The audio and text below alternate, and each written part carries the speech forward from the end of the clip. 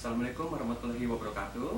Selamat pagi rekan-rekan semua. Bertemu kembali dengan kita berdua di sini di Kami Brosis, Oka Mirda ngobrol psikologi sama-sama. Pada kesempatan hari ini kita berdua akan ngebahas terkait dengan kesehatan mental. Ya, upayanya adalah agar rekan-rekan di sini bisa mengenali terkait dengan apa itu kesehatan mental dan karakteristik dari kesehatan mental itu sendiri. Betul. Sehingga nanti akan bisa melihat apakah rekan-rekan di sini sudah sesuai dengan karakteristik dari sehat mental tersebut atau belum gitu ya. Ya, nanti juga di sini bakal ada tips gitu ya, dan juga faktor-faktor yang mempengaruhi terkait dengan kesehatan mental itu sendiri. Ya. Oke, langsung aja ke penjelasannya. Ya. Jadi apa itu kesehatan mental? Kesehatan mental adalah kondisi atau keadaan pikiran dan jiwa yang ditandai oleh 5 hal. Oke, 5 hal ya. Nah, yang pertama adalah kesejahteraan emosional. Yang kedua, penyesuaian diri yang baik. Kemudian relatif terbebas dari kecemasan dan gejala yang menghambat. Yang keempat adalah memiliki kapasitas untuk membangun hubungan yang konstruktif. Dan yang terakhir adalah punya atau mampu mengatasi tekanan dan tuntutan hidup. Oke, ada 5 itu ya. Ya. Nah, ini kita ambil dari APA Ya. atau American Psychological Association ya, betul. di mana ini merupakan organisasi profesi yang terkait dengan psikologi yang letaknya ada di Amerika Serikat ya, Ya. di mana ini juga sering jadi acuan bagi negara-negara lain terkait dengan permasalahan psikologis secara universal gitu ya. Oke, di sini juga kita akan ngebahas satu persatu ya secara detail ya terkait dengan karakteristik kesehatan mental ini sendiri. Ya, Oke, kita mulai dari yang pertama ya. Ya, kesejahteraan emosional. Oke, maksudnya apa sih terkait dengan kesejahteraan emosional itu sendiri? Maksudnya adalah setiap individu memiliki perasaan ya, yang dominan positif dalam hidupnya. Misalkan saja perasaan bahagia, kemudian ada rasa kepuasan ya, ataupun rasa senang, rasa excited, semangat gitu. Dan ini akan mengoptimalkan perilakunya sehari-hari gitu ya. Ya, gitu. Jadi ada perasaan percaya diri, berani gitu ya. Terus juga kalau misalnya pada anak-anak itu kepuasan atau misalnya kesejahteraan emosionalnya dilihat juga dari tampilan perilakunya, mereka punya pengalaman berhasil, jadi mereka akan melakukannya lagi gitu. Jadi memang umumnya itu secara emosional itu kebutuhannya terpenuhi. Betul. Ya, baik dari diri sendiri ataupun lingkungan, sehingga sejahteralah secara emosinya. Ya, gitu. itu yang pertama. Yang kedua adalah terkait dengan penyesuaian diri yang baik, ya. Di mana pengertiannya adalah seseorang itu mempunyai kemampuan untuk bisa menempatkan diri di lingkungannya, baik itu lingkungan di keluarga, sosial yang terdekat gitu ya, sekolah, tempat pekerjaan, ataupun lingkungan yang lebih luas di masyarakat gitu. Dan di situ pun dia bisa mengetahui dan memenuhi kebutuhannya sendiri dan bagaimana tuntutan dari lingkungannya juga ya. Iya, jadi bisa menempatkan diri seperti situasi saat ini misalnya contohnya. Oh, lagi corona sekarang ya. Gitu. Jadi orang-orang gimana mereka itu bisa memposisikan dirinya pada situasi sekarang. Dia perlu misalkan membawa masker ya, terus rajin cuci tangan, kemudian juga menerapkan pola hidup yang lebih bersih, jaga jarak dan lain sebagainya. Karena itu juga salah satu bagian dari penyesuaian diri gitu ya.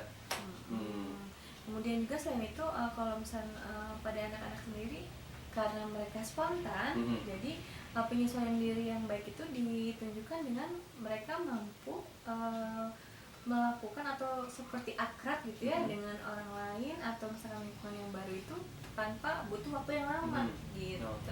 Jadi memang waktunya itu proporsional gitu ya, buat si anak itu bisa mengenal lingkungan yang baru buat dia. Iya gitu. Itu yang kedua ya. Yang kedua, yang ketiga relatif dari terbebas dari kecemasan ya. Ya, relatif terbebas dari kecemasan dan gejala yang menghambat. Seperti apa sih? Jadi seseorang yang relatif terbebas dari kecemasan itu yang mereka masih memiliki perasaan cemas, namun kecemasannya itu tidak menghambat aktivitas atau pengembangan dirinya gitu. Oh, ternyata bukan sama sekali terbebas dari cemas ya. Orang yang sehat pun ternyata masih ada rasa cemasnya, hanya saja tidak mendominasi dalam betul. kehidupan dia sehari-hari. Hmm. Itu yang mendominasinya itu perasaan yang di awal tadi, sejahtera secara emosional tadi ya. Yang mungkin ala kadarnya aja lah rasa cemasnya, ya wajar kalau misalkan kita cemas besok mau ada ujian, besok ada wawancara kerja, besok mau ada apa gitu ya. Nah mungkin yang dalam batasan tertentu itu masih normal. Yang nggak normal itu kalau sudah berlebihan ternyata rasa cemasnya dan menghambat gitu. Jadi yang tidak ada atau terbebas dari kecemasan itu yang istilahnya tidak ada perasaan bersalah, kemudian juga adanya seperti rasa takut berlebih betul, gitu ya maksudnya ya. gitu, takut yang berlebih. Kalau pada anak-anak, remaja, dewasa juga mungkin bisa dilihat dengan mereka mau mencoba hal yang baru gitu ya, mengeksplorasi, berani gitu ya terhadap atau menghadapi tantangan gitu. Itu juga termasuk yang terbebas dari gejala ada sifat menghambat. spontannya juga ya, untuk gitu. bereaksi terhadap lingkungannya gitu ya. Jadi tidak terhambat untuk merespon gitu ya. Tapi walaupun begitu masih tepat gitu istilahnya. Ya, yang keempat berarti sekarang ya, terkait dengan seseorang itu memiliki kapasitas untuk berhubungan dengan lingkungannya secara konstruktif atau membangun. Maksudnya adalah individu ini memiliki social skill yang memadai, ya diantaranya dari cara dia berkomunikasi dengan lingkungannya bisa tepat atau tidak gitu kan. Yang kita kenal mungkin selama ini adalah bagaimana berkomunikasi secara asertif ya, bisa mengemukakan atau bisa menyampaikan apa yang menjadi kebutuhan pribadinya tanpa menyakiti orang lain ya, karena selama ini juga banyak yang mungkin dalam keinginannya untuk memenuhi apa yang dibutuhkannya itu dengan cara agresi, dia marah-marah gitu, atau dengan cara yang pasif gitu ya. Karena nggak enakan itu dia mau mengungkapkan pendapatnya, meminta kebutuhannya, karena nggak enakan jadi pasif. Nah, yang memang yang proporsionalnya adalah asertif itu ya. Kemudian juga dia memiliki empati terhadap lingkungannya, mampu bekerja sama dengan lingkungannya, dan punya kontribusi timbal balik yang sesuai dengan lingkungannya ya gitu. Jadi ada peran juga di lingkungan atau masyarakat gitu ya, atau komunitasnya gitu ya. Itu juga kalau misalnya pada anak-anak juga, jadi nggak hanya teman seusianya, mungkin remaja dan dewasa juga gitu. Jadi mereka bisa berelasi tidak hanya dengan usianya, yang seusianya, bisa juga dengan yang atasnya tanpa terlalu ada perasaan yang takut gitu ya. Atau yang di bawahnya bisa jadi menjaga, melindungi, atau seperti mengajarkan gitu. Itu yang keempat. Dan terakhir yang kelima, mampu mengatasi tekanan dan tuntutan dalam hidup.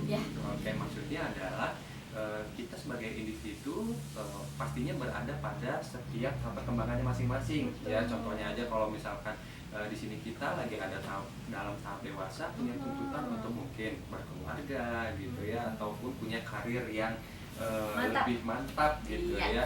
Nah, ketika kita punya tuntutan tersebut, kita juga idealnya gitu punya alternatif pemecahan masalah yang sesuai. Kita juga punya sumber daya untuk bisa memenuhi tuntutan tersebut gitu ya. Istilahnya kalau misalkan semakin dewasa seseorang, biasanya tanggung jawabnya juga semakin besar.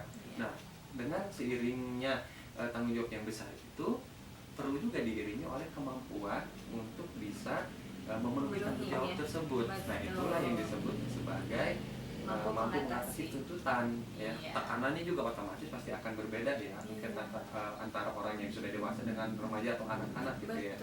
Kalau anak-anak sendiri kan dimulai dulu untuk mengatasi tekanan dan tuntutan hidupnya dengan tahu dulu emosinya, emosi dasarnya mereka, tahu dulu apa sih yang mereka rasakan, baru mereka bisa punya alternatif gitu. Caranya gimana ya? Biasanya kan anak-anak itu merespon itu dengan misalnya teriakan, nangis, tantrum gitu ya yang dikenalnya.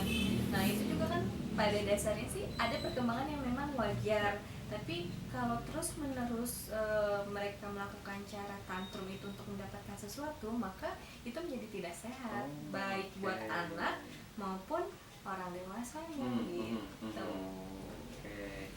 Ya, itulah 5 karakteristik sehat mental menurut APA ya, yang mungkin sekarang rekan-rekan bisa melihat apakah sudah memenuhi karakteristik tersebut atau belum ya. Dan di video selanjutnya kita akan menjelaskan terkait dengan faktor-faktor yang mempengaruhi kesehatan mental dan juga Nah, yang menariknya nanti kita juga akan membahas mengenai tips ya, tips menjaga kesehatan mental. Nah, ini juga nggak kalah pentingnya ya.